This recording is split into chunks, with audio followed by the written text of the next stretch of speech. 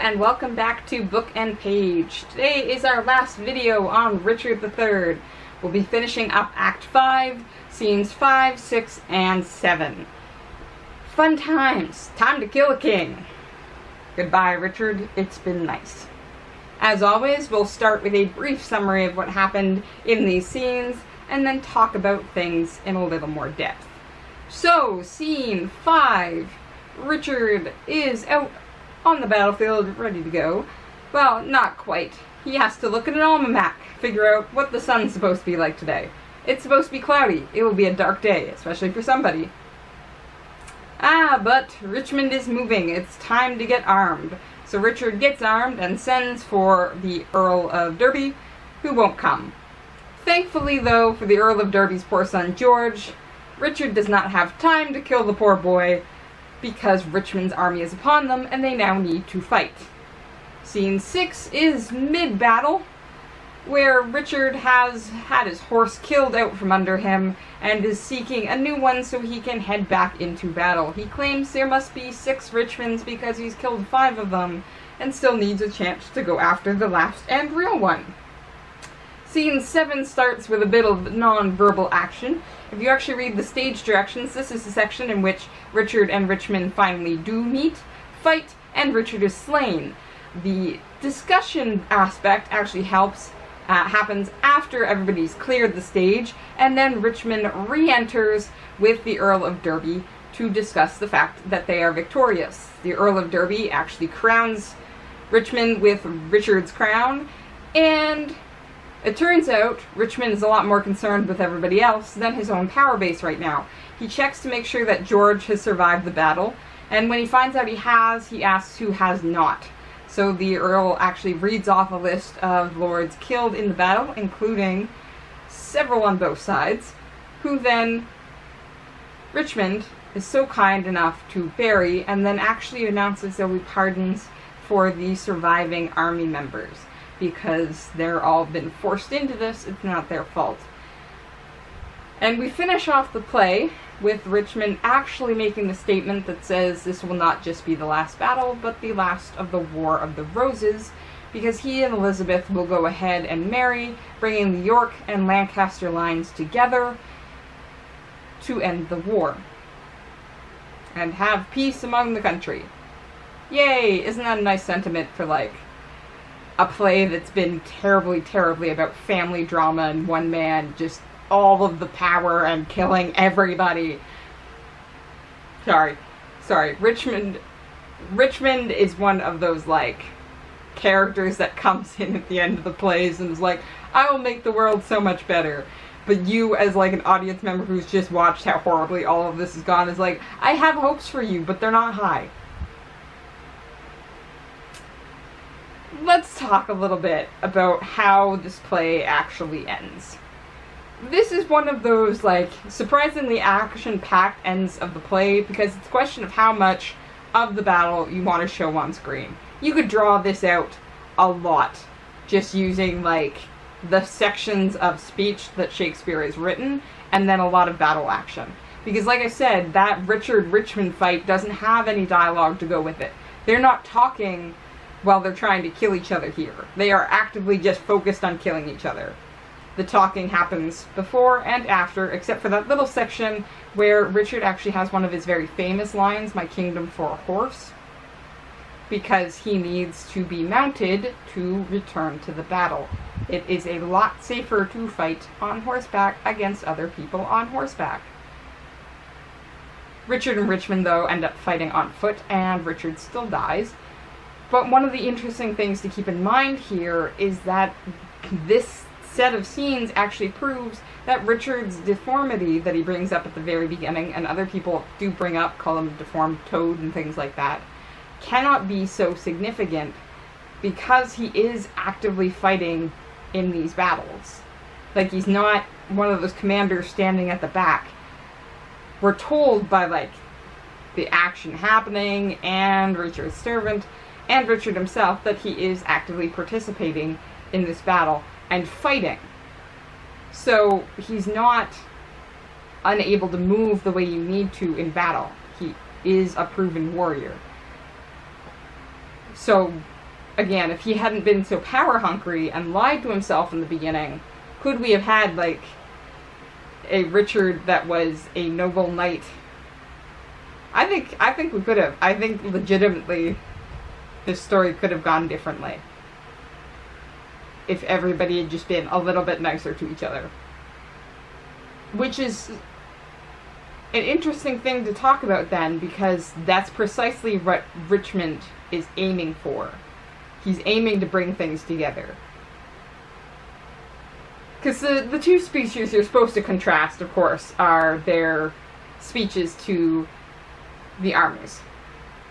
And Richmond's happens at the end, we spoke about it in the last video, at the end of scene 4, as part of that big long scene, because it's precisely riding this wave of this ghost parade that's gone through, and trying to prevent more victims joining this group. And then we get Richard's here, which is like a very different sentiment, because it's precisely, we're gonna win because we're British. He's actually poo-pooing the enemy purely because they're French and Breton. Not, like, they're not from the mainland, so they're outsiders. And probably, like, quite a few people are starting to, again, find some echoes of today in this speech about, like, they're gonna take your jobs and your wives, they're gonna rape all your women, precisely because they're outsiders. Is sort of what's happening here, and it's not this question of who's in the right. It's purely Richard making this argument that it's us versus them, purely because it's us versus them. We're in this one area, they're from another area, we're better. But this speech is far more interesting to compare and contrast than to the very last section of the play and Richmond's speech about bringing the York and the Lancaster lines together, he and Elizabeth marrying and going forth into a new age. Because he is hinting at this idea that we can stop this cycle of violence. We can set it aside, we can come together as human beings and build a better life together. We don't have to always be separating each other. Which again, Richard is just, he doesn't have anything to play off of with his soldiers other than this us versus them mentality. Like, he doesn't have the moral high ground to say, Richmond killed all your wives and children. Like, that's the position he's in. He's actually so much the bad guy here that his only chance to get people, like, to rile up the army ready for battle is to literally use discrimination based on where somebody lives. He has nothing else left, nothing else in his arsenal. He's got to go to everyone's base emotion of they're coming in because they think they're better than you, but you're actually better than them type mentality.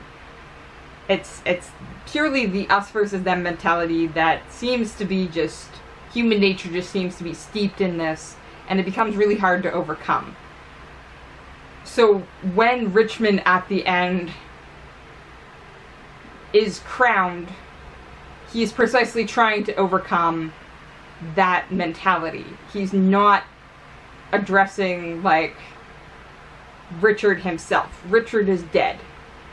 Most of what Richard has done, unfortunately, cannot be undone simply because you can't bring dead people back to life.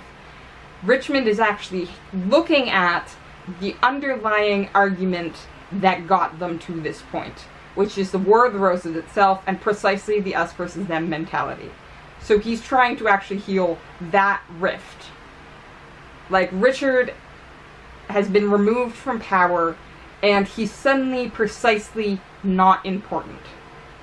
The end of the play does not rely on Richard III. It actually relies on the fact that he is a product of this cycle of violence that we've spoken about, that Richmond has removed, and then he is attempting to stop the cycle of violence. bring the families together, bring peace to the land, bury your enemies properly, and forgive your living enemies. Like, that is precisely what he is trying to do at the end of this play. And there are hints of this throughout the play itself. This is King Edward trying to reconcile two parts of his court. And that gives you a sense of just how fractured the War of the Roses has made everybody. That we are actually seeing one side break itself apart. This is actually the York side. This is not York versus Lancaster. That's mentioned at the very beginning and happens at the very end. Most of the damage of this play is precisely done on the one side of the war,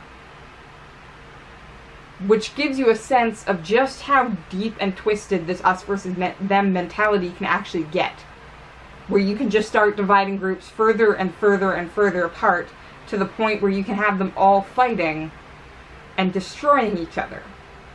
And Richmond recognizes this, and he recognizes that he cannot be vindictive in this moment. He cannot come in and kill all the soldiers that remain because they followed Richard.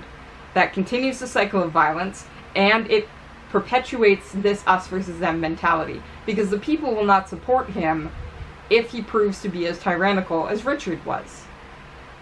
The end of this play brings back that sense that this is not a play about a single person. This is a play about consequences of this us versus them mentality that started the entire War of the Roses in the first place. And we're trying to come out of it. We are trying to set aside everything and move past it. But the thing we have to keep in mind, like I said, is this is the York side, for the most part, having destroyed itself. The Lancasters may count this as a victory, but when you really look at it, like, there is lessons to be learned here, even today. And the cycle of violence isn't ended as easily as you'd hope it would be. The notes of my audition actually mention in that final speech that Clarence's sons would have a greater claim to the throne than Richmond would.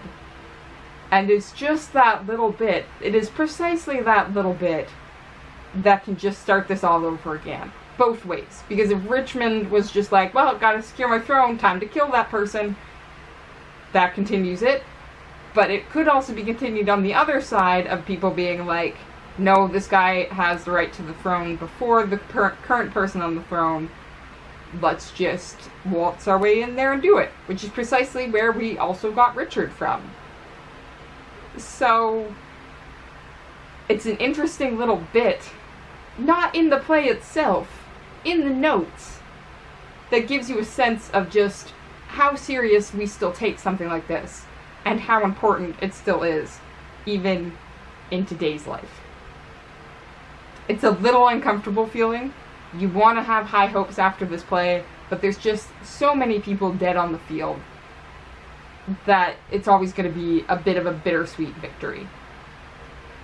So, I think we're going to bid adieu to Richard III here, and unfortunately, the next book I've chosen doesn't make it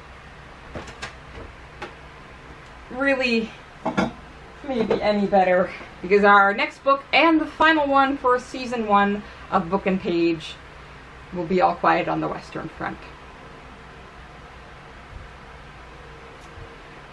Maybe I should have ended on something more positive.